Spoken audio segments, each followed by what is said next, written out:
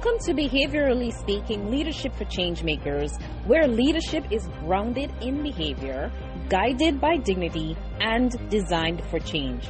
I'm your host, Dr. Esther Bubb. Let's dive into today's episode.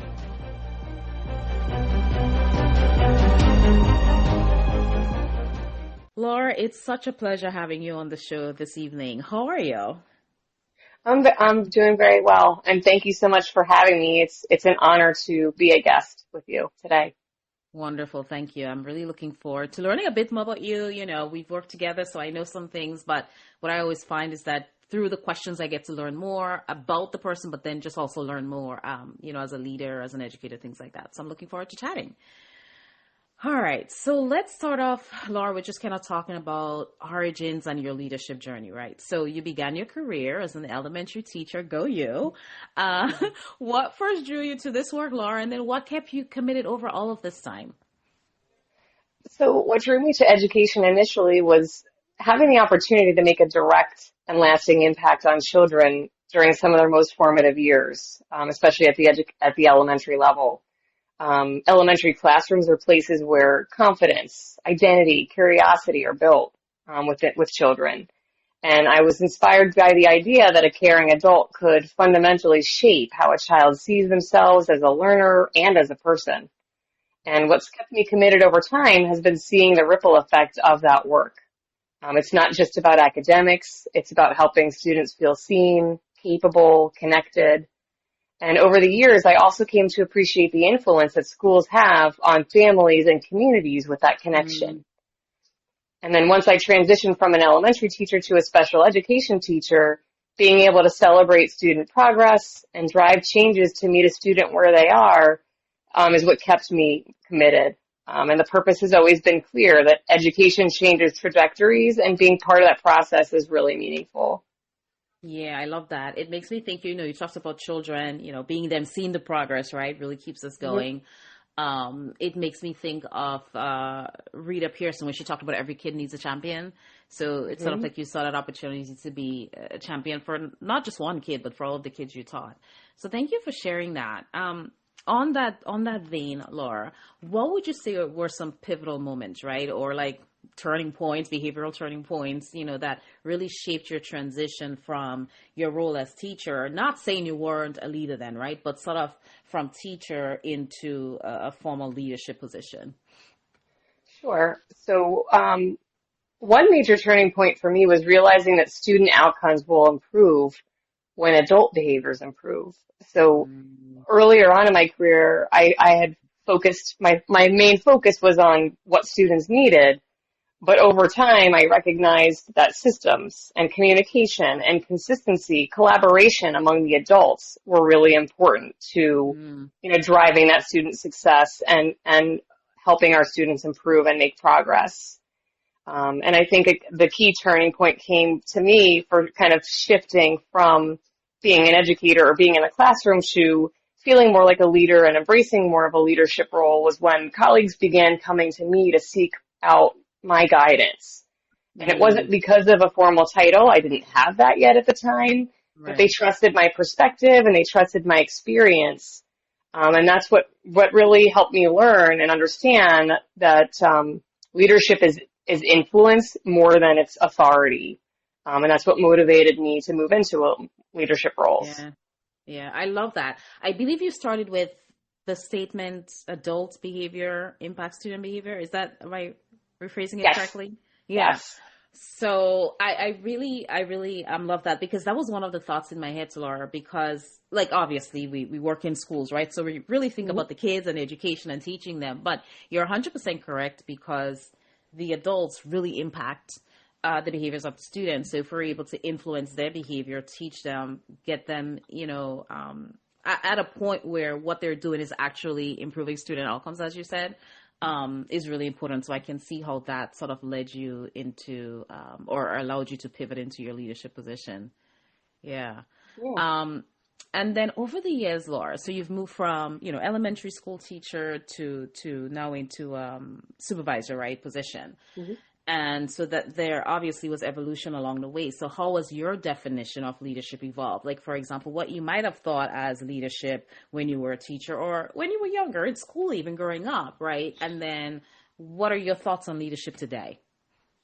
Sure. So earlier in my career, I think I looked at leaders, principals, administrators as having all the answers, setting the direction, driving the results. And through my experiences and through that growth in my career, I see leadership as creating conditions where other people can succeed and empowering others to step into leadership roles and kind of contribute and collaborate to, you know, to the program or to the school and to that student success.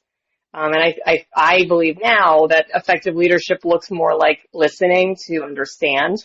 I think oftentimes Yeah. we want to listen Yeah. to respond to somebody Yeah. or listen and then come up with an answer, but like Yeah. listening to really understand before reacting or before responding, Yeah. really being consistent with those under our leadership and those on our team, communicating clearly, so having that effective and clear communication, following through on our commitments, modeling behaviors that you expect to see from others, and building relationships that lead to trust.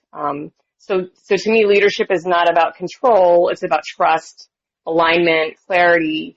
And the best leaders are creating momentum or creating those changes by helping people, like empowering them to feel valued and focused and capable, like that self-efficacy piece there too, that you're Yeah. working with your directs and supporting and helping them in their roles.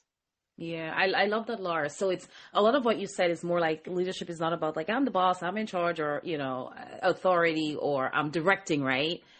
But it's really you said things like self-efficacy, you said like growth, right? So like getting people from one point into another point, progression, progress, things like that. So just like I think of it similarly to how we work with our students, so they're making progress, right? It's really it's all of that. And I really like that you talked about listening to understand, Mhm. as opposed to really focusing on listening to respond or to react, and listening to hear.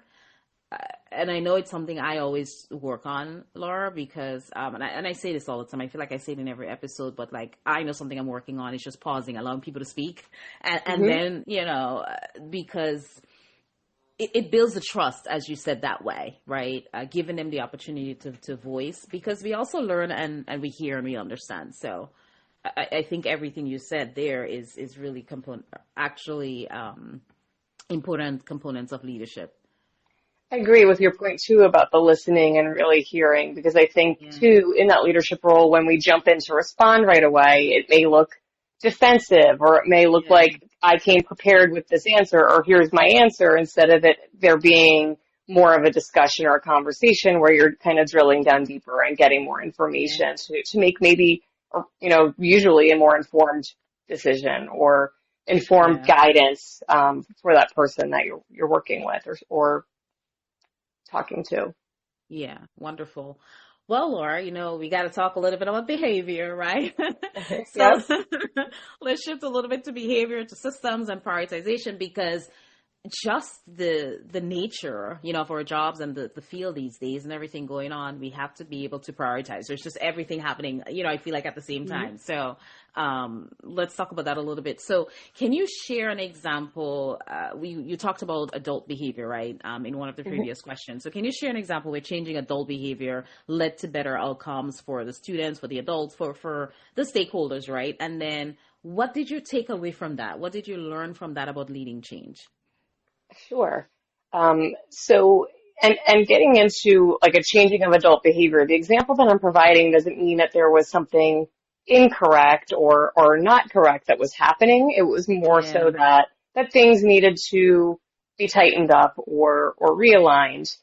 So in my previous leadership role, not in my current one, I was part of a process in two different programs where we were Mhm. implementing a walkthrough tool, and it was used or implemented for the purpose of a fidelity check. And it was looking for, it was a tool that aligned to program needs and student Okay. needs within those programs. And with those walkthrough tools, we were able to collect data on certain elements or components that were expected and would be aligned to student outcomes and driving progress for students. And with that and having those tools and sharing them with the staff so that they knew what to expect or what we were looking for, being able to collect the data and revisiting the data and sharing the data at the program level, as well as providing individual feedback to staff through that feedback loop with these are some things that are going really well that I saw today in this quick kind of snapshot of your classroom. And these are some areas that I see for growth. And here's some recommendations to get those up and running. And being able to see that growth and see that improvement over time. And it was, led to improvements and growth with individual staff. We're looking over the course of the year, we're able to see components of growth. And then as a program, being able to say that these are some things that are now better as a whole for the, across the program. And the data collected from these walkthroughs allowed for us to make decisions for targeted improvement, informed discussions, and helped me and, the team that I was working with to make decisions about next steps as the growth continued. Wonderful. I love that. I'm curious, Laura, so you saw growth, you saw progress, it impacted, the behavior of our staff, but how did that reinforce you, right? And make you want to keep using the tool and keep suggesting other changes and things like that? Because I always say it's two-way, right? It's reciprocal, the staff could be reinforced, the students reinforced, but we're also reinforced as well. How did that reinforce you and motivate you? I think when you're taking something on like that and it's hard it's like time is so valuable in your day, and it's when you're a leader and in a role as an educator, you're looking at, where are my priorities or what's really important. And for me, it always comes back to student outcomes, anything that is going to increase or improve student outcomes is always going to be a valuable use of time. Yeah. But I think carving out the time, and even if, something came up unexpectedly and I wasn't able to get into certain classrooms, making sure that it was a priority to revisit. And I think being able to see the growth and see the improvements over time reinforced that this is something that's valuable. It's helping my teachers grow or my staff grow. It's helping the program to make growth. And that's, I think, reinforced the fact that it makes you want to come back and keep revisiting because you're seeing those improvements, even if they're small. I think in special ed especially, we learn to really celebrate and embrace, small victories with the students. But I think in this case, too, growth in the program, growth with individual teachers needs to be celebrated. Yeah. Wonderful. Thank you, Laura. And, you talked about celebration. We talked about the reinforcement, what keeps us coming back. And so it makes me think, Laura, of purpose and why, right? So even with Michaela, it's always or whomever, it doesn't really matter. But why are we here? Why are we doing the things we do, and what's our purpose? And I always say we should know what that is, right? But then we should stay true to it, right? So if we're in a particular situation and it just doesn't align with our why and our purpose, we're asking ourselves, is this where I need to be? Things like that. But then also, if something challenging happens, because this is our why and this is our purpose, we're able to stay grounded. So I'm curious, Laura, when in your situation or your circumstances, systems become complex or overwhelming, we know that happens all the time, Laura, in our field, right? Yes. What do you lean on, Laura? What practices or what behaviors do you engage in to help you stay grounded and focused on your why and keep coming back? I think what keeps me grounded is remembering the why, and the why is the students and the student outcomes. That's always number one for me, is making sure the conversations and decisions are student based and based on individual student needs and what's going to be in their best environment or best interest, or, if they're program decisions or decisions about, something, to their benefit, that it's in their least restrictive environment. That's something that I always come back to as well. Relationships and collaboration are also something that keep me grounded, with my team, with my, staff that we supervise. And then, coming back to the purpose of the initiative or the procedure, why are we doing this? And I think when systems become complex, it's easy to get consumed by the logistics or the deadlines, and really trying to remember why we're doing these things with direct experiences also helps. I think being in the classrooms, um, you know, Mhm. whether it's for a student observation or Yeah. whether it's to kind of check in with someone or whatever it is, Yeah. being in a classroom, seeing the students, that's brings you right back to that number one why.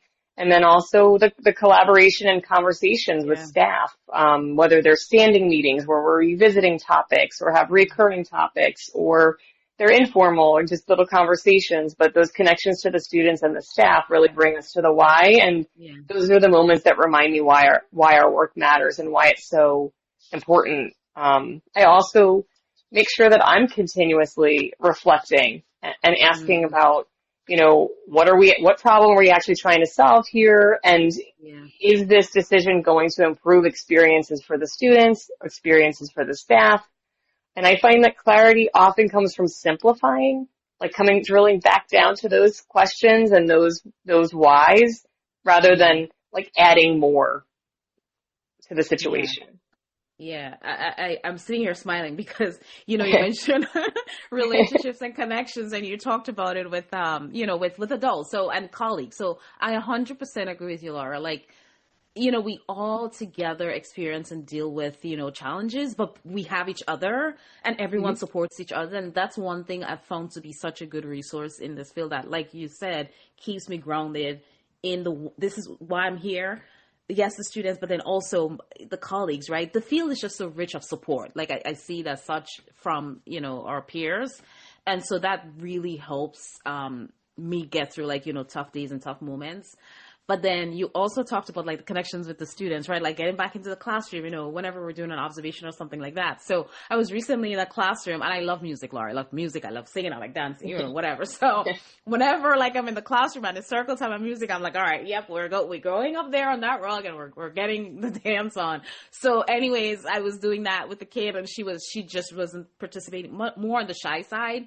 But then she started laughing and giggling, and I'm like, okay. And it just encourages you and motivates you to keep coming back. I'm like, this is why I'm here. Or like we were walking in the hallway and I started singing, we're walking down the hall. And so then this other kid was like, Miss Esther, the next time we're in the hall, can you sing that song again? So it's like those moments, Laura, like, despite all of what's happening, right? We know there's a lot happening behind the scenes. It just, as you said, it's the students and the outcomes and their growth and the connections with their families and them making progress. So, I mean, I think you hit the nail on the head there. Thanks for sharing your stories. You're making me smile and laugh too, and kind of picturing you dancing and singing the hallway song in your program. Yeah. Thank you. So talking about like being overwhelmed, but then Laura, there's also this concept of urgency, right? Like we'll get like, all right, this needs to be done now, or, things like that. And so there are times, Laura, when everything in any given day seems urgent, right? But like, how do you decide, Laura, what's urgent, what's important, so you can actually, and how do you decide, how do you spend your time and energy with like this whole long list of tasks where everyone wants you right now to do everything and get it done now? Right. And I think the other thing too is when there are timelines or deadlines and sometimes it can be, when you're met with other people on the other side feeling urgent, you have to kind of like, what I do is I try to distinguish between what's loud Ah, and what's really important. yeah, Because urgency can create that pressure and reactions, but my priorities will be what's the impact on students, like dialing back to that number one why. What are the long-term consequences or outcomes here? And then I've learned that leadership requires protecting our attention. If we constantly react, we lose the ability to think strategically and make those really informed decisions. So yeah, sometimes the most important leadership behavior is slowing down enough to make thoughtful decisions instead of immediate ones. Kind of going back to one of our previous questions about like the listening, the gathering all of the information and making sure we're yeah, understanding because we want to make sure that we're making the decision that's, this is a long-term decision. This is a thoughtful decision. yeah. It's not just a reaction because there's a buzz of urgency around me. And then just aligning the decisions to our systems and our procedures and our values as well. Yeah, I like that. I'm also smiling. I'm here just smiling. Laura, but Relatable? one Is this thing, relatable? it's very relatable, very relatable. And, even, like you mentioned, sometimes there's the rush, but like just taking the time saves us time. And I'm smiling because I had my brother on the show. It's going to be published tomorrow, but that's the exact same point he made, Laura, right? He's a civil engineer, but that's the point he was making. Sometimes we're rushing, but then we have to do it over. So we're taking more time anyway. So to your point, you know what I mean? Take the time, think it through, trying to get away from that rush hustle culture, right? And just Right. really, right, Laura? Get it right the first time, Yeah, right? get it. Measure Yeah, twice and cut once. yeah. There you Okay. go. There you go. There you go. Right there. Exactly. Yeah. So thank you for sharing that. Let's talk a little bit, Laura, about collaboration and change. We've talked about collaboration a bit when we talked about, how we feel supported and what keeps us grounded in our why. But and you mentioned trust too, Laura. So Mhm. let's talk about that a bit. Okay. So what role, in your opinion, does trust play in leading change? We are leaders, and oftentimes we're leading change efforts. We might be initiating it. The organization might be. And if we don't have that trust, it might be difficult. So what do you believe is the role of trust in change? And then how do you build trust, Laura, behaviorally, not just conceptually? Like, all right, I'm going to, establish trust, but like, how do you really do that to ensure that that really happens? Um, so to your point, I think that trust is the foundation of change, and Mm, without having that trust there, even really good ideas are going to potentially be met with skepticism or yeah. resistance. And I think, in terms of behavior, trust is built through consistency. So, like doing what you'll say you're going to do, like honoring those commitments, communicating honestly, listening, like we said before, listening without becoming defensive, and like showing through example that you're following through over time. Like trust has to be built and earned. I think Yeah. people build their trust through repeated experience. So I think your credibility as a leader comes from your reliability and your integrity, and not just the major decisions, but in the small day to day, like everyday moments as well, and in your Yeah. interactions with your teammates and with your directs and staff. Yeah. And how about, Laura? What about the opposite of that, right? So say you gain the trust. And I know for me, like, being in different positions throughout my career, like establishing and building trust with staff, at least, the first 3 months, 6 months, 9 months, that first year was very critical. So you've gotten that trust, Laura, and everybody trusts you now, right? And so they believe everything you do is going to work, right? And so now Mm. you created that initiative, you got their trust, they jumped on board, Laura, and then it didn't go as planned, right? Can you talk a little bit about perhaps an experience like that you experienced, and then what changes then you then made, Laura, as a result of that? I think an example that I can give is maybe that one initiative didn't go as planned or didn't go well, but there's definitely been a time where maybe too many initiatives were being rolled out at once, and Mm, it was to the point where then instead of and in my reflecting on it after the fact, realized that instead of making a couple of major changes at once, it would have been more meaningful to roll out maybe one change at a time and really dig deep with it and really build that fidelity to that change before having people kind of roll out more than one initiative at once, and then maybe the fidelity is not there for both of them. I think that yeah, that would, you know, and it wasn't necessarily something that I pivoted at the time, but I think that hindsight is 2020, that yeah, reflecting and being more removed from that situation, there were maybe the one that would have given the biggest impact should have been rolled out first and given it time and make those adjustments and yeah. giving that feedback and tightening that up first, and then making sure that that was in a strong, like, had a strong foundation before then kind of tackling something else and rolling that out, and then going from there with it. Yeah, I love that. The one with the greatest impact, right? We do that Hmm. first. And it makes me think too, as behavior analysts. So like, for example, I mean, I don't work very much directly as a behavior analyst, at this point in my career, but like interviewing parents, for example, and they would have a list of here are the 10 behaviors, right? And then we have to say, all right, which ones we're going to have to prioritize here, right? As you're saying, baby steps. So let's deal with some.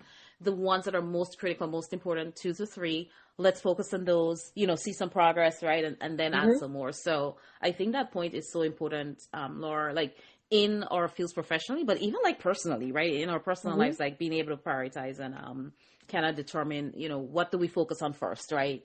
And once we are contacting reinforcement, are we making progress, then let's add something else. Yeah.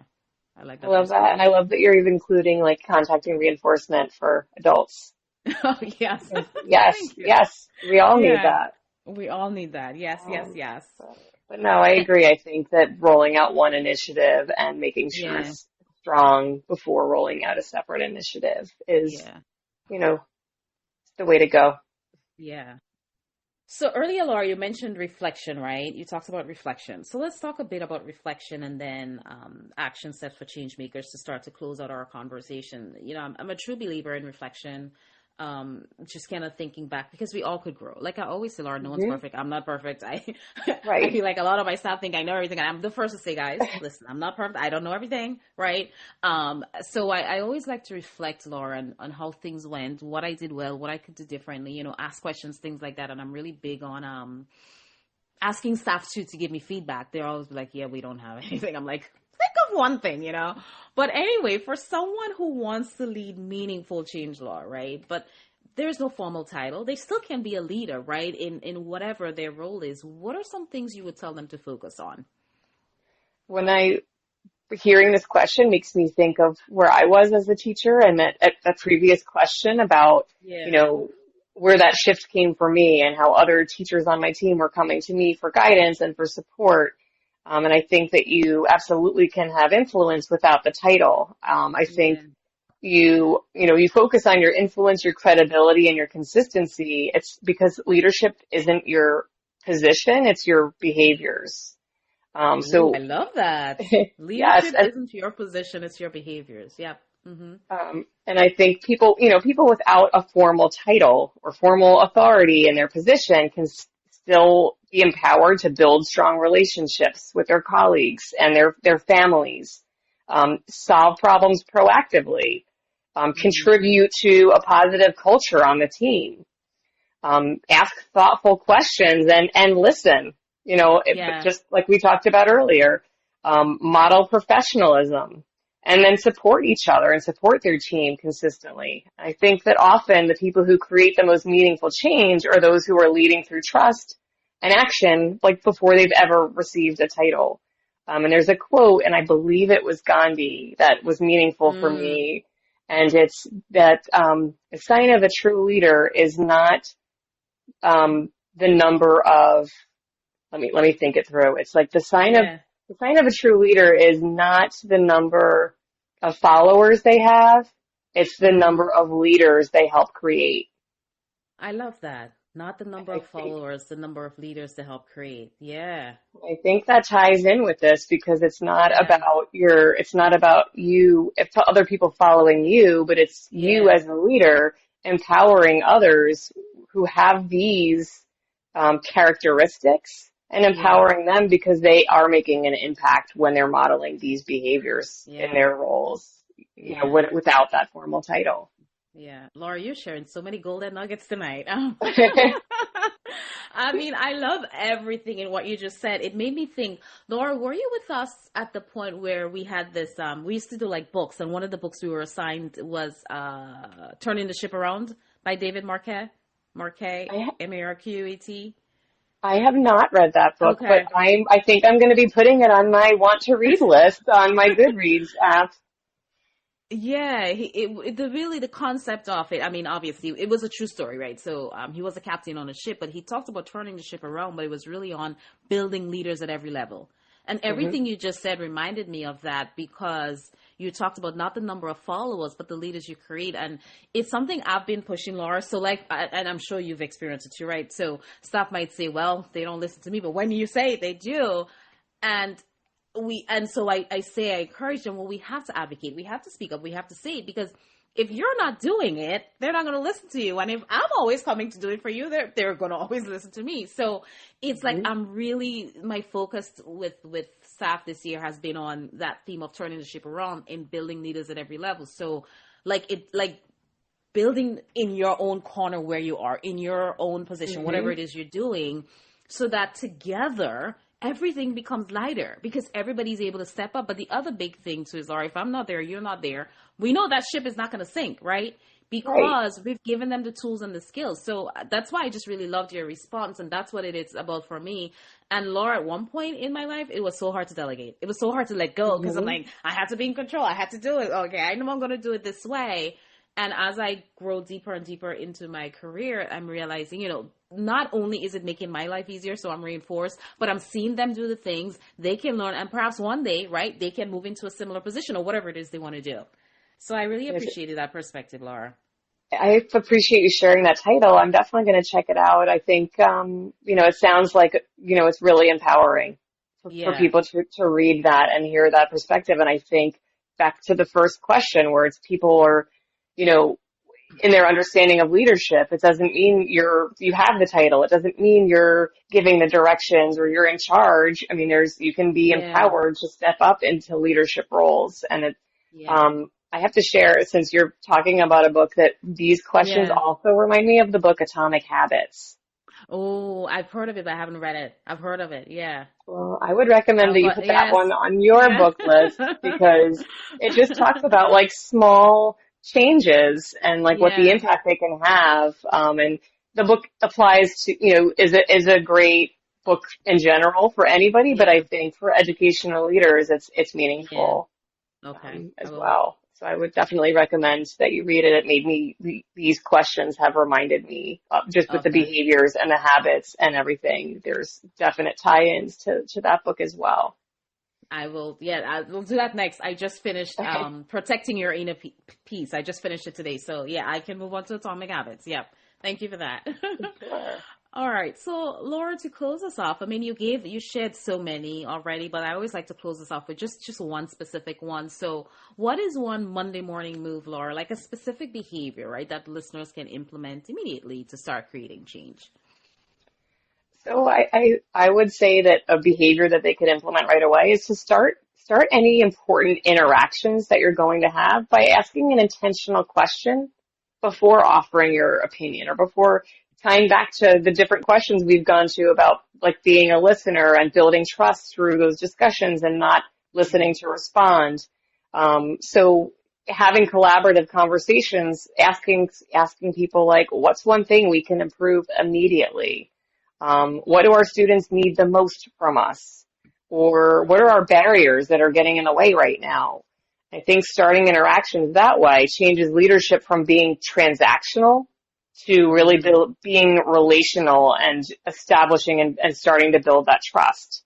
So you're building trust with yeah. kind of starting your interactions that way. You're creating clarity and you're reinforcing people because they're feeling heard. Yeah. And I feel that meaningful change often begins not with like some big strategy, but with these conversations. Wonderful. I love that. Building trust, meaningful change. What can we change now? Um, Thank you so much for all of your wonderful knowledge that you shared tonight, your conversation, the fun, the laughs, all those things.